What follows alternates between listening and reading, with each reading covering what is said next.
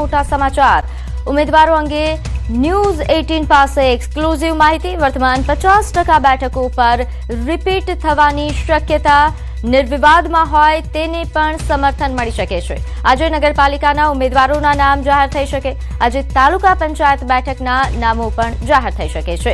તો ખૂબ જ મહત્વના સમાચાર, એક્સક્લુઝિવ માહિતી ન્યૂઝ 18 ગુજરાતી પાસે નિર્વિવાદિત નામોને સમર્થન મળી શકે છે।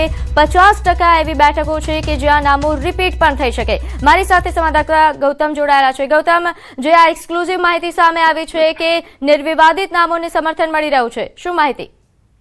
જી બિલકુલ, આમ જોવા જઈએ તો ભારતીય જનતા પાર્ટી 3 દિવસથી મંથન કરી રહ્યું છે અને હવે આજે તમામ યાદી જાહેર થાય તે પ્રકારના એંધાણ વર્તાઈ રહ્યા છે। જે પ્રકારે ચૂંટણી સમિતિની બેઠક ચાલી રહી છે, જેમાં 15 જેટલા જિલ્લાઓના નામો અંતર્ગતનું મંથન થઈ ચૂક્યું છે અને તેમાંથી મહત્વના અને મોટા સમાચાર સામે આવી રહ્યા છે કે 50% જેટલા જે વર્તમાન દાવેદારો છે તેમને રિપીટ કરવામાં આવે તો નવાઈ નહીં, આ પ્રકારના પૂર્ણ એંધાણ જોવા મળી રહ્યા છે। સાથે તે નિર્વિવાદિત ચહેરાઓ હોય, એક ટર્મ હોય અથવા તો 2 ટર્મ હોય અને તેમનો નિર્વિવાદિત ચહેરો હોય અને ભારતીય જનતા પાર્ટીની નીતિથી વાકેફ હોય તેવા ચહેરાને પ્રાધાન્ય આપવામાં આવે તે પ્રકારની વાત સામે આવી રહી છે। સાથે તે યુવા ચહેરાઓને પણ પ્રાધાન્ય આપવામાં આવે તે પ્રકારના મોટા સમાચાર પ્રાપ્ત થઈ રહ્યા છે। એટલે કે જે 1 કે 2 ટર્મમાં હોય, યુવા હોય અને તેમને પ્રાધાન્ય મળે તો નવાઈ નહીં, પરંતુ આજે ગમે તે ક્ષણે ચૂંટણીની યાદી જે છે એટલે કે ઉમેદવારોની યાદી ભારતીય જનતા પાર્ટી જાહેર કરી શકે છે। કારણ કે જે પ્રકારે કોંગ્રેસ દ્વારા ઉમેદવારોની યાદી જાહેર કરી દેવામાં આવી છે, પરંતુ ભારતીય જનતા પાર્ટીમાં હજુ સુધી મંથનની પ્રક્રિયા ચાલી રહી છે। સામે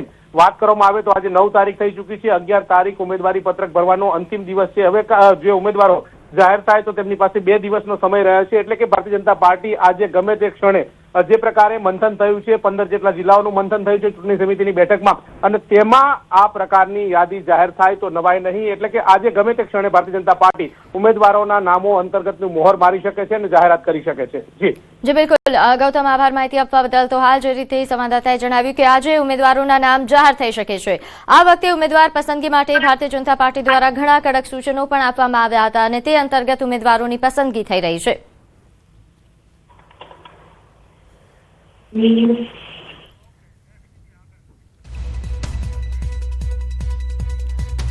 તો ચૂંટણી અંગે ન્યૂઝ 18 પર પડેપડની અપડેટ, આપના ગામથી લઈને શહેર સુધીની દરેક હલચલ, સૌથી સચોટ વિશ્લેષણ અને ગ્રાઉન્ડ રિપોર્ટ, વોર્ડથી લઈને પંચાયત સુધીની પડેપડની ખબર ન્યૂઝ 18 ગુજરાતી પર।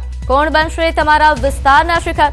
સૌથી મોટું નેટવર્ક, સૌથી સચોટ કવરેજ, વિશ્વાસપાત્ર વિશ્લેષણ ન્યૂઝ 18 ગુજરાતી પર। તો સ્થાનિક સ્વરાજ્યની ચૂંટણીનો ગરમાવો હાલ જોવા મળી રહ્યો છે, ત્યારે આમ આદમી પાર્ટીએ ઉમેદવારોની 8મી યાદી જાહેર કરી। આમ આદમી પાર્ટીએ વધુ એક યાદી જાહેર કરી છે। જિલ્લા પંચાયત, તાલુકા પંચાયત, પાલિકા અને મનપા માટે ઉમેદવારોની યાદી જાહેર કરી દેવામાં આવી છે।